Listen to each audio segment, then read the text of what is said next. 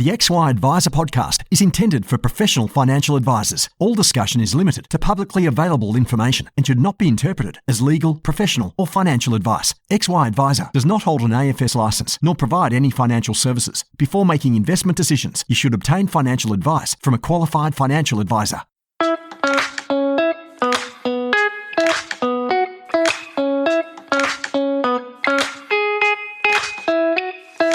Hey team, Ben Nash here. I'm one of the co-founders at XY Advisor and founder of the rapidly growing Pivot Wealth, which is my business baby I started from scratch about 8 years ago, and I've since scaled up to become one of Australia's better known financial advice companies for high income accumulators. You can join me every Tuesday as I have the pleasure of furthering my own knowledge by interviewing some of the best people in our industry and beyond to improve every part of what we do with our advice process. We're currently hiring financial advisors and associates, so if our approach resonates, you can learn more at pivotwealth.com.au/careers. This podcast is brought to you by MetLife 360 Health. MetLife has partnered with Teladoc to provide 360 Health virtual care, which gives your clients access to more than 50,000 local and global medical specialists through the convenience of the 360 Health virtual care app. And best of all, it's at no extra cost as part of their MetLife Protect policy. 360 Health helps to defend against serious illnesses so you can live healthier for longer. MetLife, inspired by you.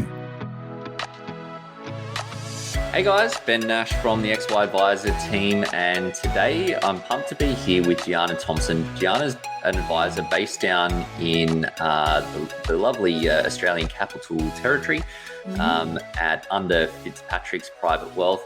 Thankfully for us, Gianna's joining us from the depths of her maternity leave with tiny little 6-week bub at home. So Gianna, really thanks for joining us and appreciate you taking the time. No worries, Ben. It's thanks for having me on the show. Look, I know through my wife that it can go a little stir crazy just talking to babies all day. So hopefully we can give you an outlet for some of that talking. That's right. Yeah, I thought it may be a good place to start with. Could you just talk us through your advice journey and how you've ended up where you are today? Yeah, sure. So started off in financial services, A&P Bank in 2001. Then I moved into superannuation in 2003. And then I had a bit of took a VR, I suppose, about 10 or so years ago. And my dad's financial planner through A&P saw my resume, because I already had the diploma in financial services and all this kind of stuff. And he kind of handed my resume around. And that's how I landed in my first financial planning role with an A&P firm. And started off as a paraplanner for a few months. And then they put me pretty much straight away in a financial planning role. And then took off from there. Now I run my own business, been doing so for about 3 years under Fitzpatricks Private Wealth. So, it's one happy but busy journey. Yeah, no doubt. Starting your own business coinciding with starting a family as well. What was the catalyst to sort of, take that leap and start your own gig? I think, my whole family are business owners. I grew up my dad is a business owner and investor. My whole family is, and I kind of knew that, to create the lifestyle that I want and, stuff, running a business was probably the way to go. I also am very big in helping people work out their ideal life and their goals and so forth. And when I was in one of Australia's largest super funds, I was very product sort of driven based, and that's what I really want to just take a step back and focus on more goals based advice, and especially like money mindset and money cash flow management and stuff as well. So I thought, instead of people telling me what to do, I might as well just start my own business and do things the way I want to do it. So I love it. I had no idea how crazy it would be. If I knew that, I probably wouldn't have started, to be honest. I'm glad I did. Yeah, I'm glad I did. Yeah, it's funny that you go, oh, yeah, I'll start a business and, give myself freedom. And I know I did the same thing. I can just travel Yeah. the world and, I'll take 10 weeks holiday a year and that's going to be My awesome. time. And then you get in and it's there's a few extra things that you maybe haven't quite considered that need to get done. And with nobody else around, you're the one to do them. Yeah. So you mentioned you're a bit over 3 years. You also told me just offline when we were chatting that your eldest bub is around 3 as well. How have you found that balance and starting a business, with having a little one, and now you with a 6-week-old as well, your business? For background for people listening in, you're the sole financial advisor. You've got a CSO focused on efficiency and, wanting to have good relationships, but with smaller numbers of clients. But yeah, how have you made that work for you? Yeah, well, my firstborn was born less than a year after I started my business. And yeah, looking back, I worked like crazy. I took work to the hospital. I didn't take a break. But, I had to do it. I didn't have the cash flow and I was still building up my client base. Second time round, I've been a bit more proactive in bringing forward annual reviews and planning to take some time off to be a bit more focused and present with family, which I find is, very important. So a lot of planning, outsourcing, delegation, Madeline, I've got an amazing staff member, Madeline. She's, all my clients know her, so that's been a breather as well. But hard work. I've had from day dot, I had a business coach as well. So Terry Reid, having my own coach as well through this whole process has really helped me stay focused and build the lifestyle and the business that I want to create for not just myself, but my clients, my family as well. Yeah, nice. Yeah, it's one of those things that I found for me that it forces you to delegate and, get a few things nailed so you can create that freedom. So in some ways it's good because you might otherwise be just keep the stuff on your list for longer, and you realize that it is possible, often surprising. That gives you a bit of motivation to keep going down that path. Yeah. How do you manage it though, just generally with, you got 2 kids, essentially like 3 and under, and then finding a balance, not like outside of the mat leave piece that you're doing at the moment, but just like how do you make sure clients looked after, business is looked after, families looked after? How does that work for you? Yeah, well, first of all, I do have an amazing husband. We do work as a team with this. He works from home a lot too, so we kind of communicate quite well. I still work full time when I'm not on mat leave, but I only see clients 3 days a week, and then the other 2 days are working. All the the multiple file notes and stuff like that we always need to do. I'm picky with clients I bring on now. I don't bring on anyone and everyone, so I do focus on more the more higher paying clients, providing them more personalised service instead of very low cost product stuff. I've kind of steered away from that now. And again, just outsourcing. I've got outsourced paraplanning. I don't write my own SLAs anymore. It's took a while to get here, and I'm still working on it. But I managed to I'm taking 3 months off at the moment, and I can actually breathe and know that everything's financially well organised. My business is financially well organised. My clients know exactly what's going on. They're all happy. It's pretty of a sweet spot. It's very hard for us business owners to take time out. And I'm not completely switched off. I am still tinkering and keeping things afloat. Nothing, no crazy, 10 meeting a week, stuff going on. So that's great. Well done. How you mentioned outsourcing for paraplanning, and obviously there's a lot of different ways to do that. We talk some people offshoring, outsourcing, insourcing.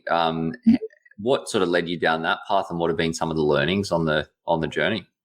Yeah, so I used to be a paraplanner, and when I first started, I did write my own SOAs and realised it's a lot of, that's taking time away from me going out and meeting new clients, so forth. So Fitz used to have an internal paraplanning team, which I did use religiously, and then they closed it down beginning of the year. And so I found a paraplanner up in Brisbane, Steve. He's awesome. And I've just signed up with DBA as well to outsource to them. Yeah, I think it's easier than hiring people within the business. A lot of cost to do that. And I hate managing staff, to be honest. I mean, I've got one staff member, that's enough. So outsourcing to me is pretty sweet. And I'm just about to open up a very professional family home office as well. So I'm moving away from my corporate office in Kingston here in the home office, but I've only got limited capacity of how many staff I can have here. So that was another reason for doing it as well. Nice. And what would you say for anyone that's going down or in the outsourced paraplanning path? What's the most important thing that you think they should focus on to get that right? I think I'm very big on compliance. So being paraplanners, being aware of our own licensee compliance stuff. So them being open to understand what those compliance requirements are, and if possible, there's a communication between the compliance team. So DBA do have a communication line open because Fitz have established that.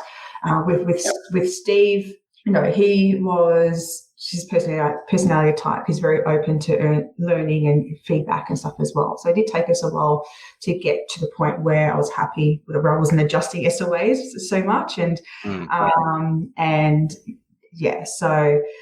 a bit of patience. Steve is in Australia. If I was doing it on my own, I don't feel comfortable going overseas, but I do know DBA are a bit of overseas in Australia. So. It sounds like it's a lot of the same qualities that you look for in someone that you'd have in your own team doing it as well, that openness to learning, feedback, communication. So I think I know, and I've done it before. We used to outsource all of our paraplanning. Those guys were good. I've tried a couple of times and failed with other providers as well, and just not having that. It's not like this silver bullet that you can just go, okay, great, I need this plan, and there it is. And they just expect people to know, sort of get out with what you put in, or at least that was my experience. You need to be patient and understand it just takes time for it to all work out, I suppose. Definitely. Yeah. Gianna, one of the things that you mentioned there was talking to people about life goals and money mindset and those sorts of things. How do you introduce that into your relationship with clients and planning process?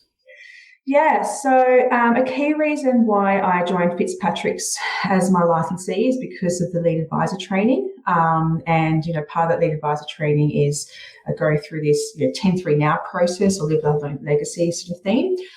So, before I bring clients on board, we meet for a 90-minute discovery session, and we use a whiteboard and we visually map out, where they're thinking financially right now, and we go through this live, love, learn, legacy theme. So where do I want to be living? What type of lifestyle are they living? What would they love to be doing? Anything they would like to learn or educate for the kids, and then their legacy piece.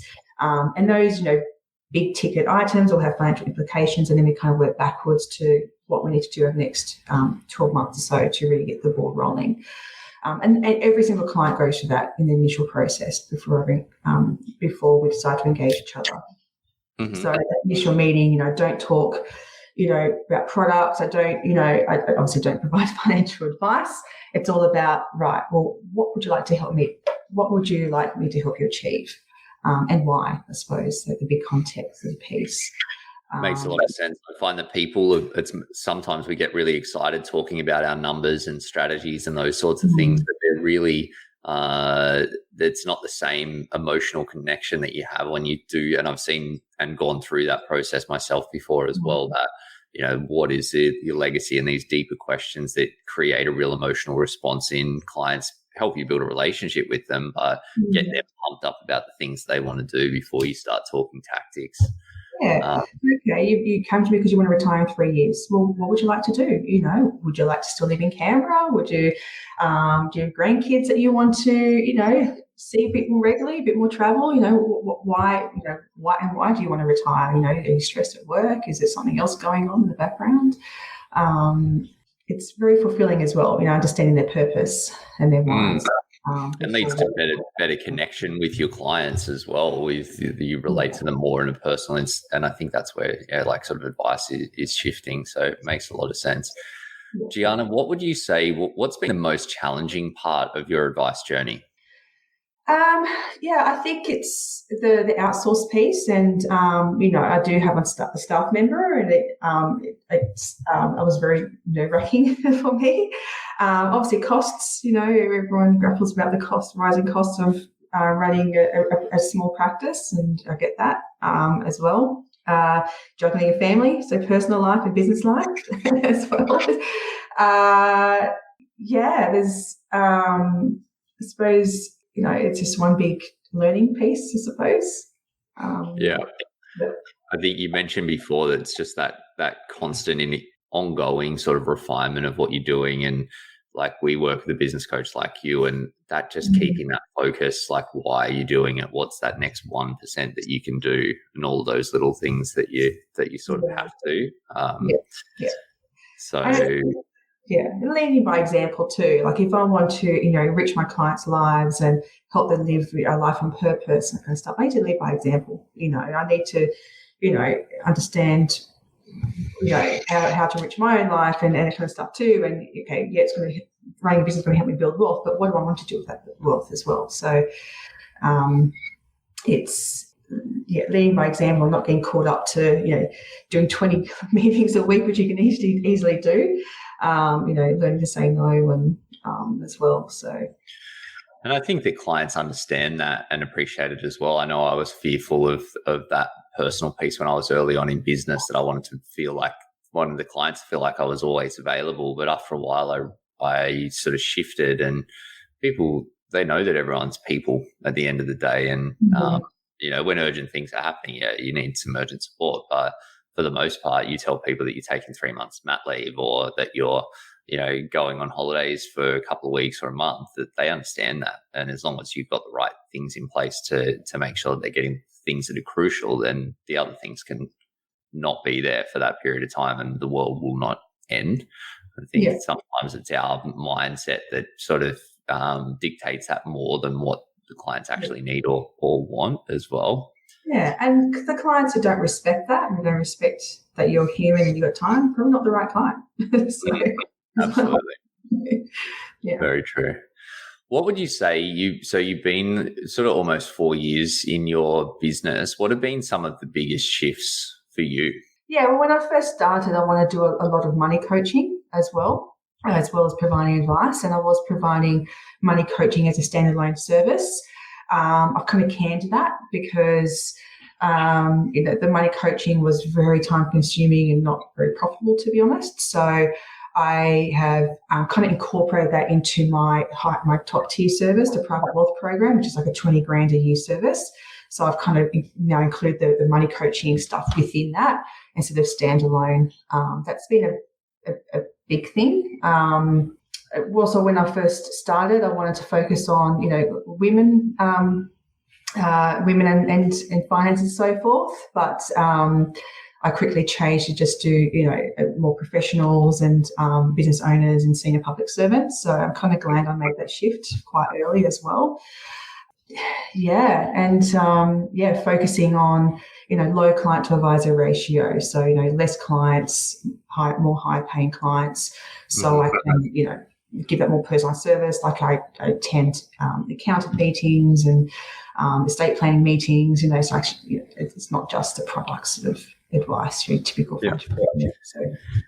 So the first couple of things that you mentioned there, the money coaching as a standalone service and the focus solely on female, obviously those are quite big shifts in moving away from them. How did you sort of assess that over time? Is that part of the work with your business coach, or like what were you looking at to lead you to make those decisions? How did you know? Because it's hard. I know for me that you get an idea and you go, great, this is like, I'm so excited. I'm going to launch this online course or, do this thing. And it often isn't until, for me, I found like I got so caught up in, I was like doing an online course and writing a book and trying to do social media advertising. And I got so distracted with doing that I just stopped making money. And then I was like, holy shit, what happened to my bank account balance? And I was like, wow, I'm pouring like hours and hours into this thing, and it might be a good idea, but it's not the right idea at this point in time. But I wish that I had a more structured approach to figuring that stuff out at that time, because it would have saved me a few bucks on the journey. Yeah. So what does that mean for you? Yeah, so with the money coaching stuff, I quickly realized that it wasn't profit making, and people weren't really valuing it. They're like, yeah, we want a budget, we want to save, that kind of stuff. But it's got like kind of like trying to lose weight, right? If you don't really want to do it, you're not going to stick to the plan. I just got frustrated. I'm like, you know what? I don't really enjoy this anymore. So that was my mind shift, and incorporating within the private wealth program and giving it to clients who need it and who want it. You know, that it was just a bit more, that's just been working much better. I mean, not everyone in the private wealth program want it or need it, so I just steer away, but it's there for those who need it. And, you know, if they're paying me, you know, that large amount, it's not some money, they're, you know, obviously valuing what I'm doing and being here for a reason. Because with the money coaching stuff, I was charging like $2,000 or less about that. And, you know, it had like, I think 6 or 8 meetings and all this kind of stuff. I'm like, this is just ridiculous. With the women's stuff, just more, I was attracting, you know, couples, and obviously I've got amazing male clients as well. I was like, you know what, this is what I'm really enjoying. I don't really want to steer in the female, just focus on females. And plus, you know, there's already amazing financial advisors out there who focus on females and do really well as well. So, so that was just a natural progression for me. Nice. Yeah, don't want to discount those blokes. They're good. They're good. You know, from time to time, you get the odd one. I have amazing male clients. So, you know, but yeah, I think it was just, I think especially because I wanted to focus on, you know, an ideal client base, and I just naturally just steered in a different also direction. A lot of planning opportunities for couples, I'd say, more than for individuals, whether that's a male or a female. I'd say that there's a little bit more strategy that comes into it, different tax rates, optimize, you know, strategic considerations. So it gives us a few more things that we can draw on to add value back to the clients as well, I found in my experience. Gianna, what are the things, and you mentioned a few things that have changed there, what are the things that haven't changed for you? Oh, that haven't changed for me. From when I was just a financial planner as an employee to now, is that what you mean? In your advice, and maybe more so in the business, like since you started, what are the things that have just stayed the same? From day dot, I've always charged for the initial discovery session. Actually, not day dot, from about 3 months in, I was charged for this session, so $195, which is quite small for the amount of value I provide.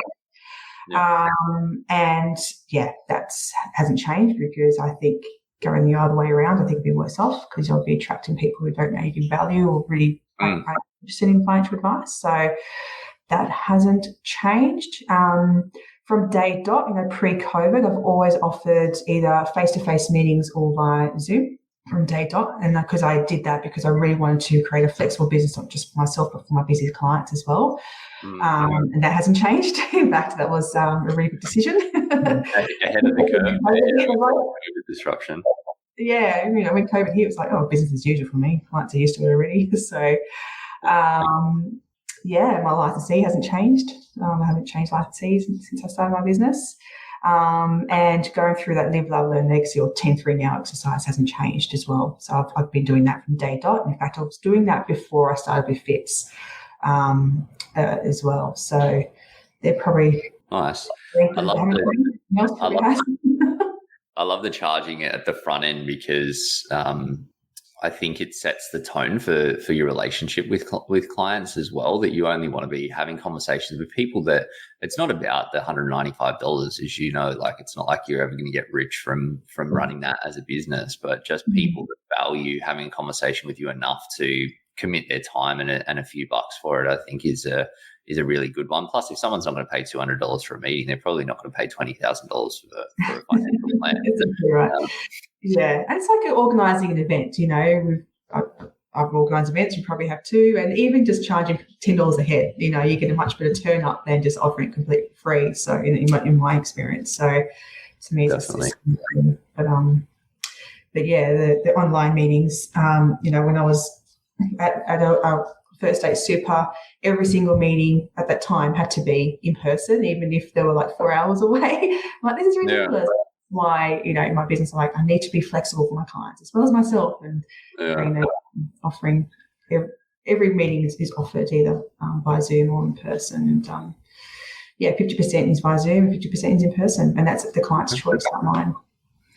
Yeah, we've started offering, like, we put everything to Zoom when COVID's been going on, and since then we've been offering people in person if they want to do it, but we found probably still less than 10% of our meetings happen in person, even though a lot of our clients are just around the corner. Like, a lot of them work in Sydney CBD when they are working out of an office. So it's funny, I think that people have become, in Sydney at least, like, they've become addicted to that, the efficiency that you get from being able to fire up the Zoom, and definitely for couples as well. It means that you can have people in different locations super easy. Yeah, so one at work, one at home. I mean, I still find in the initial discovery session, clients do generally prefer to be in person, so they can get a sense of who I am, and I actually prefer that too.